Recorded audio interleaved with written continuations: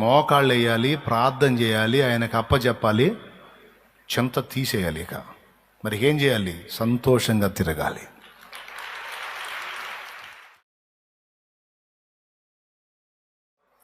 ఇప్పుడు దేవుడు ఉన్నాడు, ఆయన వాగ్దానం చేశాడు, ఆయన సజీవుడు, ఆయన నీకు తోడై ఉన్నాడని నువ్వు నమ్ముతున్నావు. బలవంతుడు, జ్ఞానవంతుడు, శక్తి గలవాడని నువ్వు నమ్ముతున్నావు. ఆపత్కాలమందు ఆయన నమ్ముకొనదగిన సహాయకుడు నువ్వు నమ్ముతున్నావు. ఇక నీ దైనందినటువంటి జీవితంలో ఏర్పడేటువంటి సమస్యలన్నిటికీ ఆయన సమాధానకర్త, డౌట్ లేదుగా. కానీ వాటి గురించే నువ్వు దిగులు పడేటట్టు చేస్తాడు సైతాన్. అది నీ ఉద్యోగమనో, వ్యాపారమనో, నీ అప్పనో, నీ శరీర బలహీనతనో, నీ పిల్లలనో, ఇళ్ళనో, ఒళ్ళనో, సంసారమనో, ఏదో ఒకటి ఈ శరీర సంబంధమైన వాటి గురించి నువ్వు కృంగిపోయేటట్టు, కుమిలిపోయేటట్టు, దిగులు పడేటట్టు, విచారపడేటట్టు, ఆత్మహత్య చేసుకుందాం అనిపించేటట్టు, మనుషుల్ని ద్వేషించేటట్టు, మనుషుల్ని అసహించుకునేటట్టు, దేని విషయంలో విచారపడి ఇలాగా? ఈ శరీరానికి కావలసిన వాటి విషయంలో విచారపడి. నేను ఎన్నన్నా చెప్పినప్పుడు అంతేనంటావు అన్నయ్య, విచారం వద్దంటావు, సరేలే అంతేలే అని కాసేపు ఇక్కడ ఎట్టబెట్టి మొహం ఎట్టబెట్టి కోట వైపు బయటికి పోగానే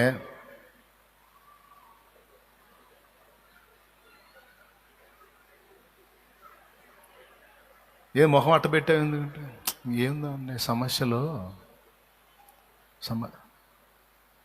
వాటి గురించి ఆలోచించొద్దు, ప్రార్థన చేయమన్నాడు కదా. ఏది నిన్ను నొప్పించినా మోకాళ్ళేసి మొర్ర పెట్టమన్నాడు.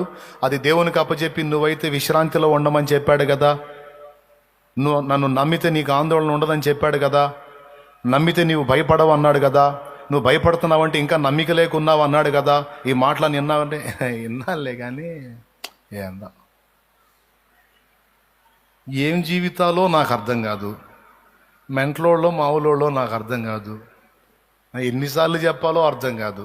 కానీ వాడు సైతాను మోసం. అది చింతపడాల్సిన వాటి విషయంలో చింతపడనీయకుండా అనవసరమైన వాటి విషయంలో మనం చింతపడేటట్టు రేపుతాడు వాడు. నువ్వు చేసే పని ఏదో చేస్తున్నావు, నీకు ఇచ్చేదేదో ఇస్తాను, నీకు చూపించే దారి చూపిస్తాను, నేను నీకు అన్ని సిద్ధపరిచే ఉన్నాను నేనని దేవుడు మాట్లాడుతున్నాడు. దేవుడు మాట్లాడుతుంటే నమ్మకం కుదరదు. నేను అంటాను, సరే దిగులు పడ్డావు, ఏడ్చావు, మొత్తుకున్నావు, ఏం ఒరిగింది? పేషెంట్ అవటం తప్ప సందకాడబోవాల్సిన మనిషి సగం పొద్దుకు పోవటం తప్ప ఏం మిగిలింది నీకు? ఏమన్నా మిగిలితే చెప్పు, నీ సపాటు కూర్చొని నేను కూడా ఎడుతా, ఆలోచిస్తా, జుట్టు పీక్కుంటా, ఏదో గందరగోళం చేస్తా, ఇద్దరం కూర్చొని అదే పని చేద్దాం. చెప్పు, ఏం మిగిలింది, ఏం ఒరిగింది? అనవసరంగా మనం గందరగోళమై పక్కన వాళ్ళు కూడా గందరగోళం చేయటం తప్ప ఏం మిగిలింది? ఎంతమందికి అర్థమవుతుంది? కొంతమంది అండి, మా నాన్న వాళ్ళకి మరొక భాషలో పేరు పెడతాడు. ఎప్పుడు ఏడుపు కొట్టు మొహం వేసుకొని సణుగుతా గొణుగుతూ ఉంటారే. మా నాన్న మరొక భాషలో ఒక పేరు పెట్టాడు వాళ్ళకి. వాళ్ళ పేరు సుమ్మర్లు. ఏంటిది? సుమ్మర్లు. సుమ్మర్లు ఎప్పుడు ఏందో, అది లేదు, ఇది లేదు, అదేందో, ఇదేందో. ఏ రోజన్నా చూడు ఇదే గొడవ. సో ఆయన మరొక భాషలో పేరు పెట్టేశాడు, సుమ్మర్లు. ఫలానోడు వస్తున్నాడు, సుమ్మర్లు వస్తున్నాడు రా, ఫలానా వస్తున్నాడు, ఆ సుమ్మర్లో. ఇక అన్ని చూస్తూ ఉంటుంది. ఇక సుమ్మర్లు అన్ని చూస్తుంటే మనం ఎలాగా సావాలి. దేవునికి స్తోత్రం కలుగునుగా. అంటే తెలుగు మన భాషలో అగసాట్లు. ఆయన ఏమని చెప్పాడు? ఆయన మిమ్మల్ని గూర్చి చింతించుచున్నాడు గనుక మీ చింత యావత్తు మీ నెత్తిన పెట్టుకోండి, లేదా పక్క వాళ్ళు ఎత్తిన పెట్టండి, అల్లా ఆయన మీద వేయుడి అన్నాడు. నిన్నటికి కాచిన వాడు, నేటికి తోడై ఉన్నవాడు, రేపటికి కూడా చాలినవాడు. హల్లెలూయా. కాపాడినావు ఇంతకాలము, కాపాడెదవు ఇక ముందు కాలము. కాపాడినావు ఇంతకాలము, కాపాడెదవు ఇక ముందు కాలము. నిన్ను మరువనయ్యా నా జీవితాంతము, నిన్ను మరువనయ్యా నా జీవితాంతము. నీకే నా బ్రతుకు సొంతము, నీకే నీకే నా బ్రతుకు సొంతము.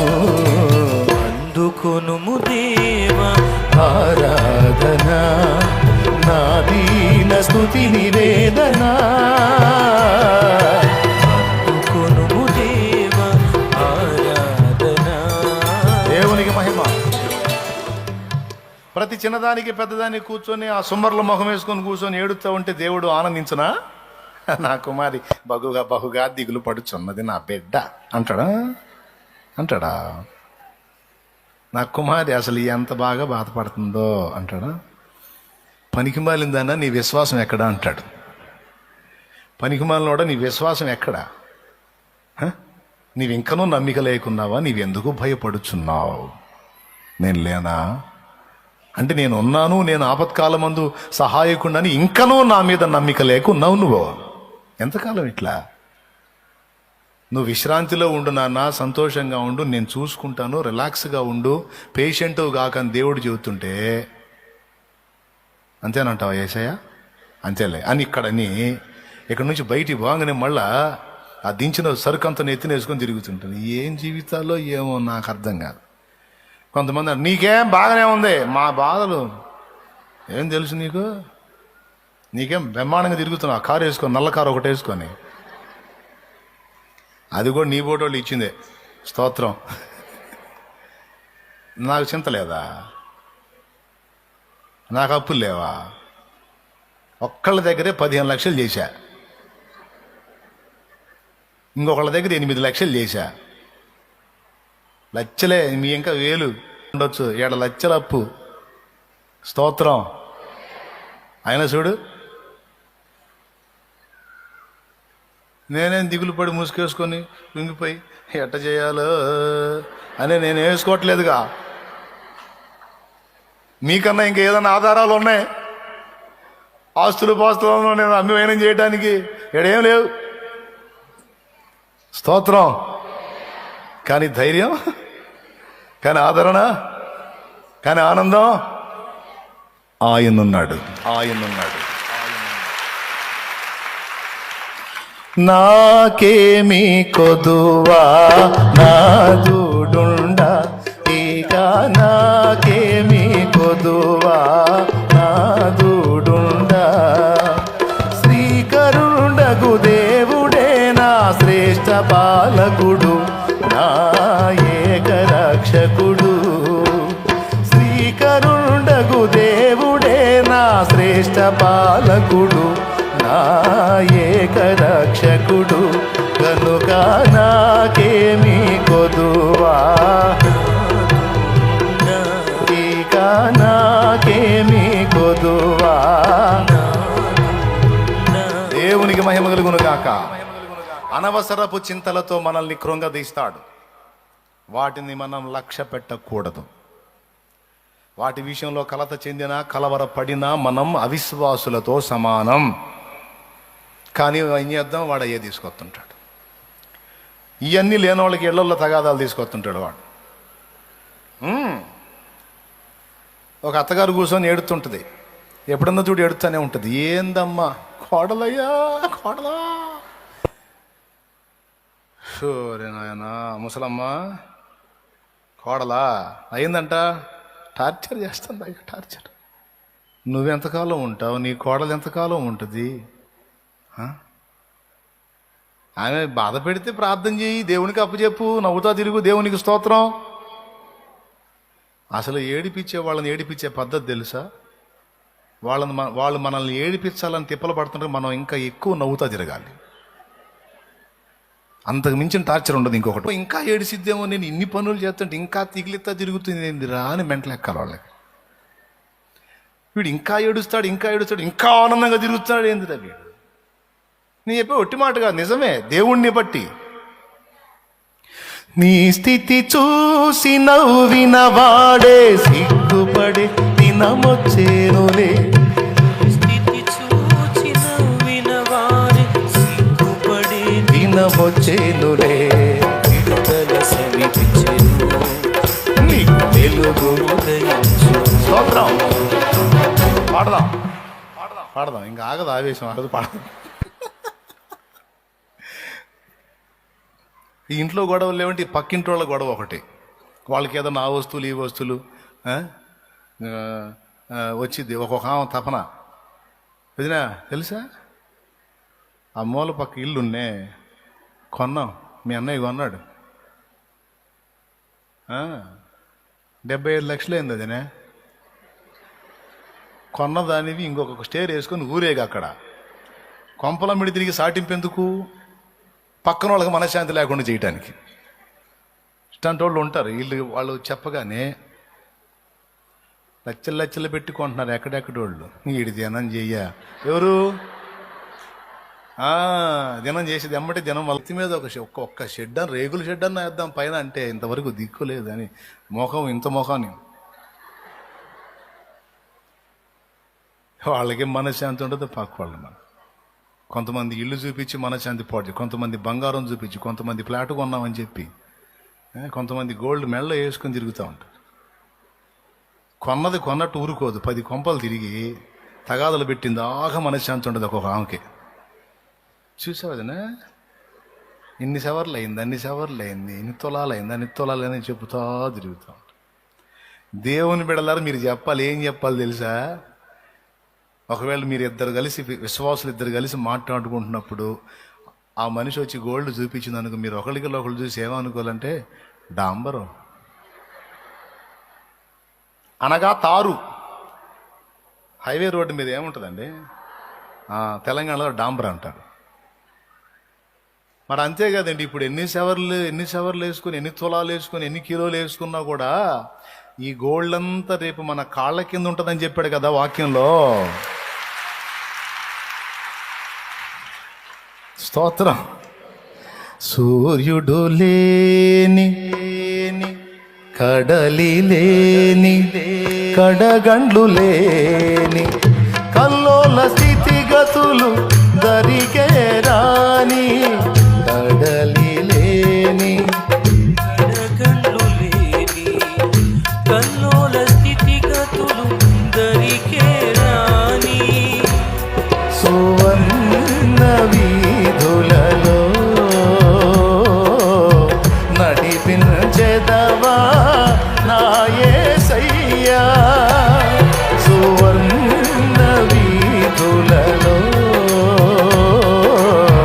నడిపించెదవా నా యోనులో స్థిరమైన పునాది. దేవునికి మహిమ. అంతే, విరక్తితో మాట్లాడుకోవటమే. ఏంటి, నేను బంగారం చూపిస్తే మీరేందమ్మో డాంబర్ అంటున్నారు అంటది. మరి అది డాంబరే మాకు. డాంబరు బంగారం డాంబరేంది, తారేంది, బంగారం తారేంది అంటే బైబిల్లో రాసి ఉందిలే, ఈ లోక బంగారం అంతా రేపు పరిశుద్ధుల పాదాల కింద ఉంటుంది అంటలే. ఇంక ఉండదా మనిషాడా? ఎందుకంటే మీరు ఏడవకపోగా ఆ మనిషి మెడలో ముక్కుల్లో నెత్తిన పెట్టుకుని వచ్చిందని మీరేం తారు అంటారు, కడుపులో మండదు. ఇక మళ్ళీ ఆ మనిషి మీ ఇంటికి వెళ్ళొచ్చో అప్పుడు అడుగు. అట్లా తీయాలి గాలి. దేవునికి స్తోత్రం. ఇక మన మనశ్శాంతి లేకుండా చేయటానికి వస్తే వాళ్ళకి మనశ్శాంతి లేకుండా చెప్పి పంపి.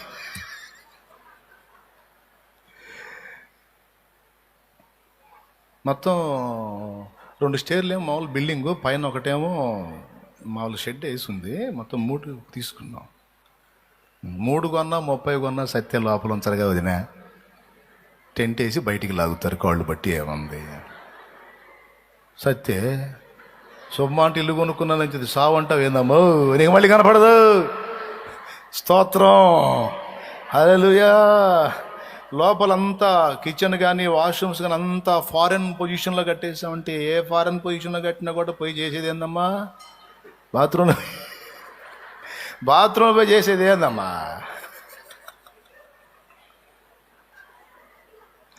ఇంకా చెప్పాలంటే బాగా నున్నగా మార్బల్ టైల్స్ వేసుకుని బాగా నున్నగా వేసుకుని హాస్పిటల్లో చాలా కేసులు అయ్యే.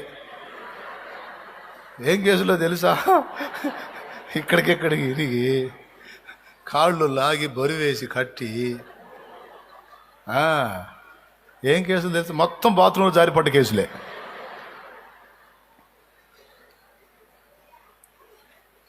అంటే వాళ్ళు ఎగతాళి చేయటం కాదు, మోడ్రన్ వాష్రూమ్స్ అని అంత నున్నగా చేసుకుని, అదే నున్నగా చేసి నీళ్ళేమో రెగ్యులర్గా పోస్తూ ఉంటేవి, ఇక నాని అడిగేస్తే జర్రమని జారే, నడుములు ఇరిగే, తొంటి ఇరిగే, కాళ్ళు ఇరిగే, పోయి చేసే కార్యక్రమం అనేది అక్కడ.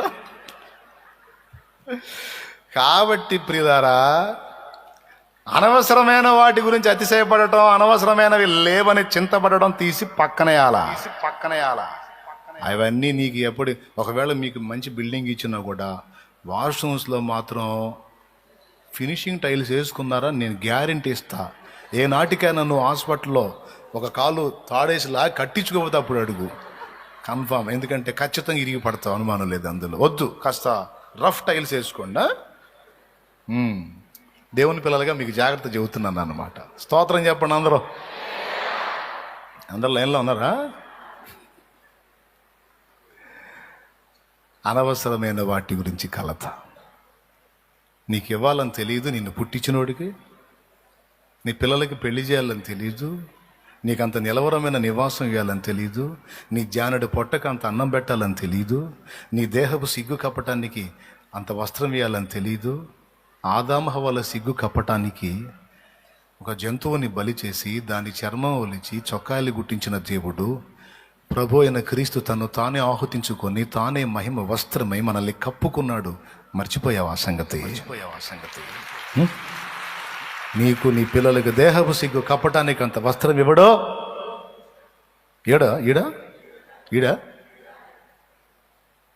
మోకాళ్ళు వేయాలి, ప్రార్థన చేయాలి, ఆయనకు అప్పచెప్పాలి, చెంత తీసేయాలి. ఇక మరి ఏం చేయాలి? సంతోషంగా తిరగాలి. గాఢాంధకారపు లోయలలో నేను సంచరించిన అని పాఠం కాదు, బతుకులో చూపించాలి. మనం గందరగోళం అయిపోయి ఇంట్లో వాళ్ళని గందరగోళం చేసి ఈదులో వాళ్ళకి గందరగోళం చేయటం కాదు. ఓకేనా?